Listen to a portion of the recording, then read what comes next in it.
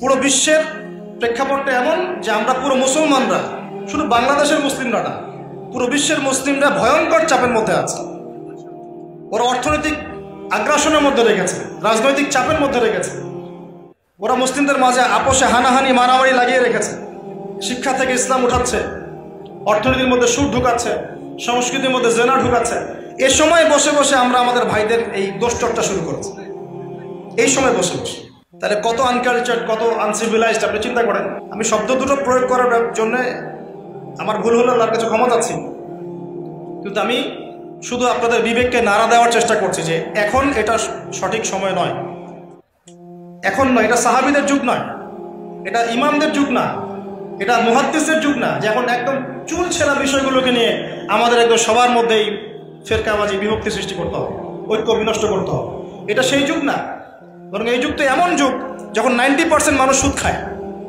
তা আপনি যদি এতই মানুষের ভুল চর্চা নিয়ে ব্যস্ত থাকেন, তাহলে পলিটিক্যাল অ্যানালাইসিসগুলো করেন, দেখি কত বড় সাহস।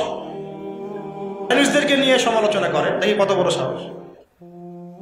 এগেনস্টে কথা বলেন, পশ্চিমাদের এগেনস্টে কথা বলেন, ইসলামের মূল শক্তি, ইসলামের মূল শত্রুদের গোড়ায় গিয়ে কথা বলেন, সুদভিত্তিক ব্যাংকিং সিস্টেম নিয়ে কথা বলেন, পেপার মানি নিয়ে কথা বলেন, সামনে যেটা ইলেকট্রনিক ক্রিপ্টোকারেন্সির সুদ আসতেছে বিশ্বের উপরে, এটা নিয়ে কথা বলেন।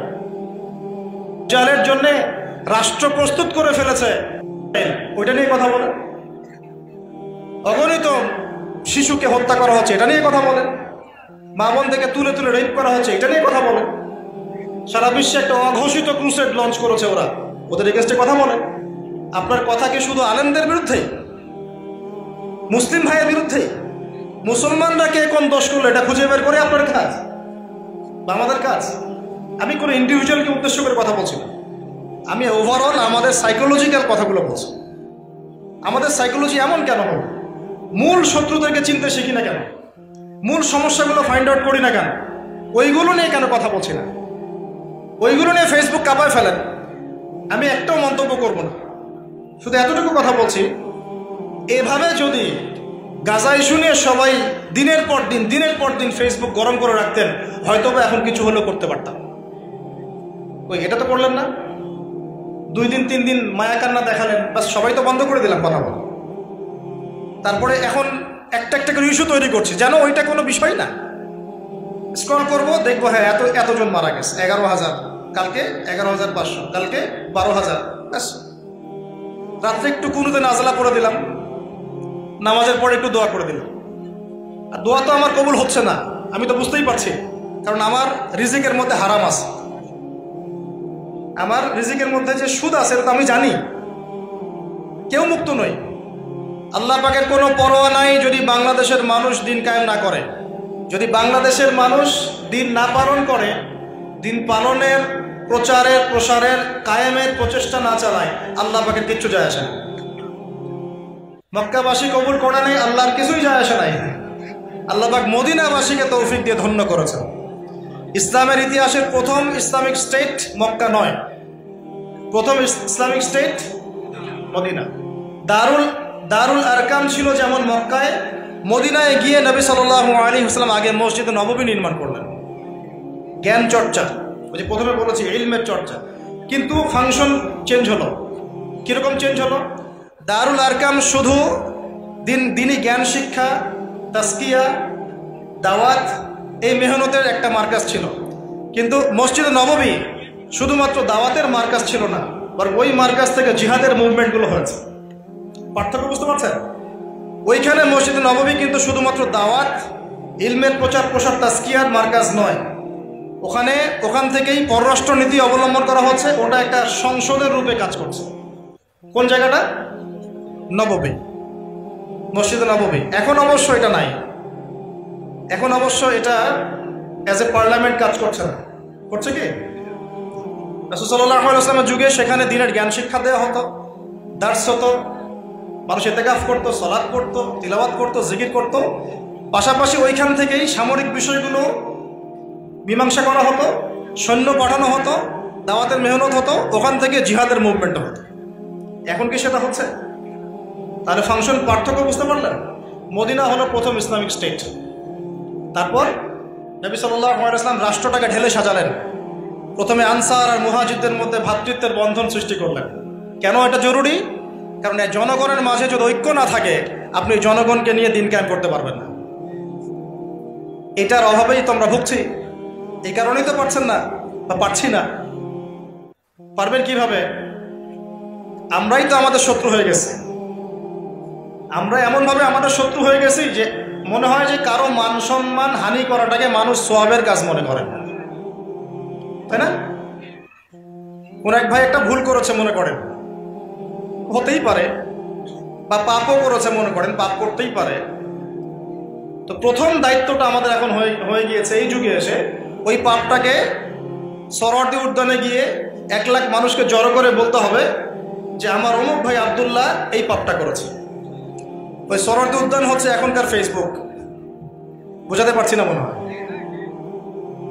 আপনার এক ভাই ভুল করেছে, আপনি তাকে কিছু বললেন না, তাকে নকও করলেন না, ভুল সংশোধনও করলেন না, তাকে বললেন না যে ভাই আপনার এই কাজটা ভুল হচ্ছে, আপনি ইসলাহ করলে ভালো হয়। সে জানলও না, বরং আপনি 1 লাখ মানুষের সামনে গিয়ে বললেন, এই শোনো, আমার অমুক ভাই আব্দুল্লাহ এই ভুল করেছে। কত বড় ননসেন্স আপনি চিন্তা করেন, কত বড় কমন সেন্সহীন একজন মানুষ, আনকালচার্ড, আনসিভিলাইজড। আমার ওয়ার্ডগুলোতে রাগ করতেছেন? এক ভাই, ওই যে ভাই মাথা নাড়ছেন, ধরেন মনে করেন, এক্সাম্পল দিচ্ছি যে ভাই একটা ভুল করেছে, নাকি কেউ ভুল করবে না? এমন একজন মানুষ দেখান, একজন আলেম দেখান যিনি ভুল করেন নাই। সাহাবীদের যুগে সাহাবীদের দ্বারা ভুল হয়নি, হয় না? তো নবী সাল্লাল্লাহু আলাইহি ওয়াসাল্লামের কোনো সাহাবী যখন ভুল করতেন, নবী সাল্লাল্লাহু আলাইহি ওয়াসাল্লাম নিশ্চয়ই মিম্বরে দাঁড়িয়ে বলতেন নাউযুবিল্লাহ যে শোনো আমার অমুক সাহাবী এই ভুল করেছে, বলতেন? বরং সর্বোচ্চ তিনি বলতেন কিছু কিছু মানুষ এরকমটা ভাবছে, এটা বলতেন। কিছু কিছু মানুষ এই কাজ করছে, তারা যেন এই কাজ থেকে বিরত থাকে। কখনো বলতেন না যে আমার অমুক সাহাবী এই শোনো অমুক তুমি এই কাজ করছো। আজকে আমরা পুরো আনকালচার্ড, অসামাজিক। কিছু মানুষের অ্যাক্টিভিটিস দেখলে মনে হয় ফেসবুকে যে উম্মতের ভুল ধরার দায়িত্ব তাকে দেয়া হয়েছে, মানে তাকে মনে হয় ইলহাম করা হয়েছে যে খুঁজে খুঁজে বের করবা যে আলেমগণ, দায়ীগণ, পীর সাহেবরা, হ্যাঁ, মুরব্বিয়ানে কেরাম, আমাদের ওলামায়ে কেরাম, কে কোন জায়গায় কি ভুল করলো সেটা তুমি সবার আগে দেখবা, সবার আগে ফেসবুকে এসে বললাম। যে সবার আগে বলতে পারবে তার জন্য 1000 নাকি, দ্বিতীয়বার যে বলতে পারবে তার জন্য 900 নাকি, তৃতীয়বার বলতে পারবে তার জন্য 800 নাকি। ভাবখানা এরকম পুরা আনকালচার্ড মানুষ। অথচ যার ব্যাপারে সমালোচনাটা হচ্ছে তাকে কিন্তু সে গিয়ে ইনফর্ম করে নাই যে ওস্তাদ বা সাহেব বা ভাই এই প্রবলেমটা হচ্ছে, আপনি কি এটা সলভ করবেন কিনা, বা পরের লেকচারে বলে দিয়েন, বা পরের অ্যাক্টিভিটিসে আপনি এটা ক্লিয়ার করে দিয়েন। এই জিনিসটা আমাদেরকে অসামাজিক বানিয়ে ফেলছে, অসামাজিক। ভাবখানা এমন যে সর্বপ্রথম যদি আমি ভুলটা ধরতে পারি তাহলে আল্লাহর কাছে বহুত বড় মর্তবা পাবো, এবং জনসমক্ষে এটা প্রচার করাটা বড় নেকির কাজ। এর দ্বারা উম্মতের বড় খেদমত হয়ে যাচ্ছে। আদতে কি হচ্ছে শোনেন, আদতে আম জনসাধারণের ইসলাম চর্চা, ওলামায়ে কেরাম, বক্তা, দায়ীদের সম্পর্কে বিরূপ ধারণা সৃষ্টি হচ্ছে। এটা বোঝার মতো হিকমত আল্লাহ আপনাকে দেয় নাই। কারণ নাম শুধু সুপুরুষদের মতো রাখলেই তো হয় না, ভিতরটাও সুপুরুষের মতো হতে হয়। বাইরে ভাবখানা দেখলে মনে হচ্ছে যে আমরা আমাদের তাকওয়া পরহেজগারিতা জাহির করার জন্য ফেসবুককে পেয়েছি। ফেসবুকে সবাই খুব পরহেজগার, খুব আল্লাহওয়ালা, সারা জীবনে যা করুক না কেন ফেসবুকে খুব পরহেজগার মশা, ওখানে কোনো পাপই নাই। ভাবখানা এরকম একটা। এতে কি হচ্ছে জানেন, আল্লাহ রাব্বুল আলামিন আপনার সম্মান কমিয়ে দিবেন, এবং যে ব্যক্তির নামে আপনি এই গীবত রচনা করছেন সে যদি অপরাধী না হয় তাহলে কাল কিয়ামতের মাঠে আপনার ভয়াবহ অবস্থা, মারাত্মক অবস্থা হবে। ওই দিন এই ঋণ আপনি শোধ করতে পারবেন না। মাঝখান থেকে এতগুলো কেন কথা বললাম জানেন? উম্মার ঐক্য বিনষ্ট হচ্ছে এই অসামাজিক কাজগুলোর কারণে। আমরা উম্মাকে ঐক্যবদ্ধ করার আপ্রাণ চেষ্টা চালাচ্ছি, কিন্তু কিছু কিছু মানুষ সিলি কিছু বিষয় নিয়ে মানুষকে ব্যস্ত করে রাখছে। এগুলো কোনো তানহাউনা আনিল মুনকার হচ্ছে না, এটা অসৎ কাজে নিষেধ নয়, বরং এটা আপনি ফাসাদ সৃষ্টি করছেন। ঘরের সমস্যা ঘরে সলভ করতে হয়। আপনার যদি ওয়াইফের সাথে কোনো প্রবলেম হয়, আপনি কি এখন এই ওয়াজে এসে বলবেন যে আমার ওয়াইফের সাথে আমার এই সমস্যা হচ্ছে, শোনেন ভাই আপনারা শোনেন, আমার ওয়াইফের সাথে আমার বহুত সমস্যা চলছে, আপনি কি এখানে এসে কথা বলবেন? ঘরের সমস্যা ঘরে সলভ করবেন। সলভ না হলে ইসলামী শরীয়ত মোতাবেক রাস্তা আছে, ওই রাস্তায় যাবে, বাস হয়ে যাবে। প্রত্যেক আলেমের বিরুদ্ধে, প্রত্যেক বক্তার বিরুদ্ধে, প্রত্যেক দায়ের বিরুদ্ধে এক শ্রেণীর মহল কাজ করতেছে। তো এগুলো আসলে কাজ করে না কাজ করায় কেউ, এটাও একটা প্রশ্নবোধক বিষয়। আমার তো মনে হয় কিছু মানুষ ইচ্ছাকৃতভাবে কাজ করায় এর পিছনে। নবী সাল্লাল্লাহু আলাইহি ওয়াসাল্লাম মদিনায় গিয়ে প্রথম মসজিদ নববী নির্মাণের পরেই আনসার আর মুহাজিরদের মধ্যে ভ্রাতৃত্বের বন্ধন স্থাপন করছে। এই ভ্রাতৃত্বের বন্ধন যতদিন পর্যন্ত আমরা স্থাপন করতে পারবো না, এই গরম গরম লেকচার দিয়ে কোনো লাভ নেই। মন ঠিক কর, কলবটা ঠিক করি ভাই, কলব ঠিক করি ভাই। যে ভাই সম্পর্কে আপনি খারাপ কিছু চিন্তা করছেন, হতে পারে সে আল্লাহর কাছে অনেক বড় মর্তবা অলরেডি লাভ করে ফেলেছে। কাল কিয়ামতে সিংহায় ফুৎকার দেওয়ার পরে আপনার আমার কি অবস্থা হবে, এটাই ফিকির করার বিষয়। ও কি করলো, ওর কি পরিণতি হবে, এই জাজমেন্ট করার দায়িত্ব আল্লাহ আপনাকে দেন নাই। আমরা তো এমন হয়ে গেছি যে মানুষকে নিজে আল্লাহর আসনে বসে জাজ করা শুরু করে। ব্যাপারটা বোঝেন, নিজে আল্লাহ পাকের জায়গায় গিয়ে মানুষকে জাজ করা শুরু করতেছে। অনেকে তো আছে কথায় কথায় মানুষকে কাফের ফতোয়া দিয়ে ফেলছে, তাই না? কথায় কথায় মানুষকে জাহান্নামী বানানোর চেষ্টা করছে, এটা এই এটা সেই, ও এমন।